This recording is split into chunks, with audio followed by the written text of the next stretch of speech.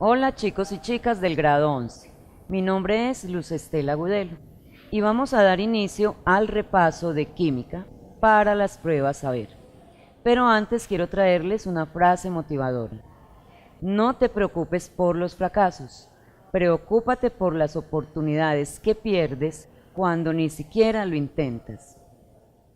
Nuestra primera sesión de química va a estar relacionada con las partículas subatómicas o las partículas que hacen parte de los átomos. Vamos a iniciar con la partícula que se ubica en la periferia, que se llama el electrón. El electrón es el encargado de realizar los enlaces químicos. Recuerden que esa partícula se puede transferir o se puede compartir. En el núcleo del átomo vamos a encontrar los protones, que son partículas elementales de carga positiva, y los neutrones, que son partículas sin carga. Tanto los neutrones como los protones otorgan la mayor masa al átomo. En esta diapositiva les indico cómo se deben representar esas partículas subatómicas. Recuerden que este Z corresponde al número atómico,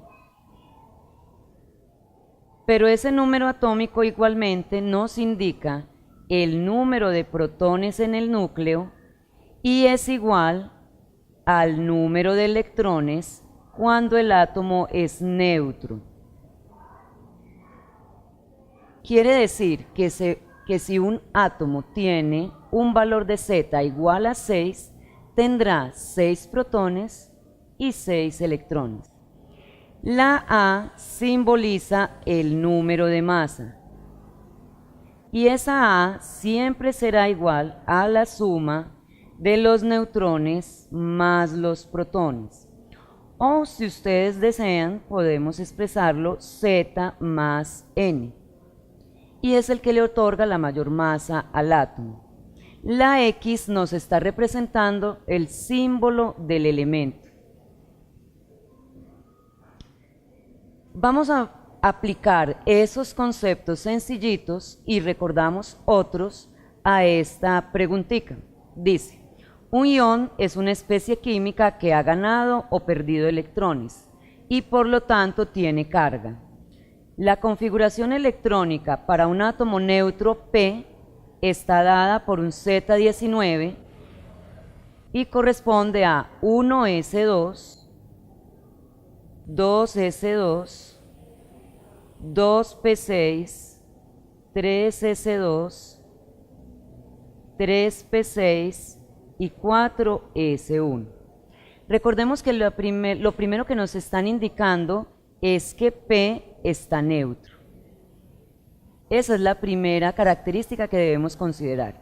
Posteriormente nos dicen, de acuerdo con esto, la configuración electrónica más probable para el ion P+ es, ya nos cambiaron la pregunta, porque ya tenemos que hacer el análisis con respecto a P+. Les recuerdo que en cuanto a iones, tenemos dos tipos, los cationes, que son de carga positiva, y los aniones, que son de carga negativa. ¿Cuándo se nos generan cationes? Cuando el elemento neutro pierde electrones. ¿Qué quiere decir? Que si tengo P+, y ese más está acompañado de el 2,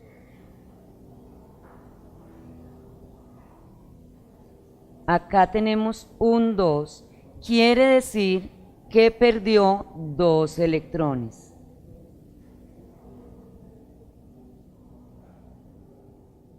¿Listo? Entonces, si miramos la configuración electrónica, nos damos cuenta que este electrón se debe perder. Como tengo que hacer perder 2 electrones, deberé restar otro de P6. La configuración electrónica deberá terminar en 3p5 y 4s1 desaparece. Entonces me dicen, La configuración electrónica más probable para el ion P+2 es la C, porque en la C vemos que la distribución electrónica terminó en 3p5. El átomo neutro, que era el original, perdió 2 electrones, un electrón en S y un electrón en P. Nos queda la configuración terminada en 3p5. Miremos otro caso con la misma teoría que hemos repasado. Cuando ustedes se enfrentan a una pregunta como la que ustedes observan, probablemente se asusten, se intimiden, porque les parece que eso nunca lo han enseñado, pero ustedes deben tener confianza. La esencia de la pregunta está al final. Todo lo que acompaña la gráfica y la pregunta son distractores. Nos dice la pregunta: la purificación de cobre generalmente se realiza por medio de electrólisis. La técnica consiste en sumergir en una solución de sulfato de cobre una placa de cobre impuro, la cual actúa como ánodo, y una placa de cobre puro que actúa como cátodo, y luego conectarlos a una fuente de energía para generar un flujo de electrones a través de una solución y las placas como se observa en el dibujo.